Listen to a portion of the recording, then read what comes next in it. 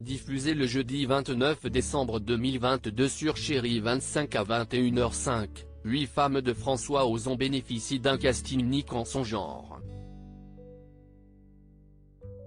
8 actrices qu'il a fallu gérer et diriger dont Ludivine Sagnier que le réalisateur connaissait déjà très bien.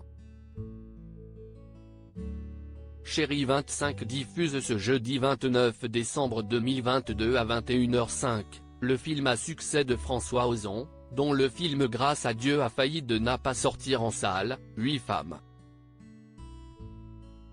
Dans les années 1950, Suzon, Virginie Ledoyen, vue dans MILF en 2018, étudiante en Angleterre, rentre en France pour les fêtes de fin d'année.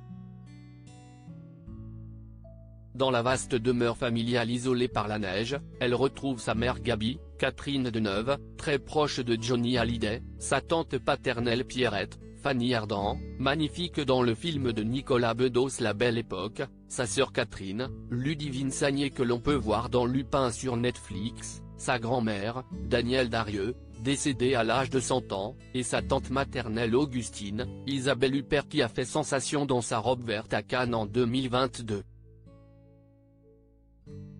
Pour veiller au bien-être de ces dames, Louise, Emmanuelle Béard, éternelle héroïne de Manon des Sources, et Madame Chanel, Firmin Richard qui a eu du fils à retordre avec son fils, les domestiques, s'affairent entre le salon et l'office.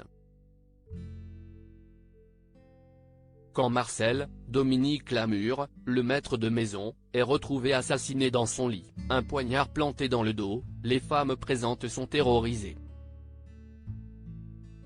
Bientôt, elles se soupçonnent l'une l'autre du meurtre. Un casting de folie dans cette comédie façon enquête policière à la Cluedo, on est évidemment séduit d'emblée par le casting 5 étoiles. Dans une longue interview accordée au magazine suisse, Le Temps, François Ozon était revenu sur chaque de ses actrices avec un mot gentil ou une anecdote sur chacune.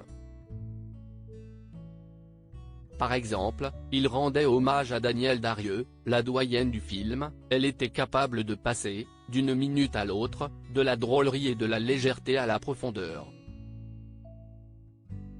Tout était exprimé d'un regard, ou à Catherine Deneuve, Catherine, si y est-il la générosité. Elle ne travaille pas du tout dans la rivalité. Elle recherche la complicité. Elle souhaite sans cesse que tout le monde soit bien. Mais pour Ludivine Sagnier, la plus jeune des actrices, le discours n'était pas le même. Et pour cause. La bouc émissaire Ludivine Sagnier François Ozon évoquait ainsi la jeune actrice. Parmi les films de Ludivine, je suis presque obligé de citer celui que nous avions déjà tourné ensemble, Goutte d'eau sur pierre brûlante, 1999. D'après une pièce de Fassbinder. Forcément, si est-il là que je l'ai découverte.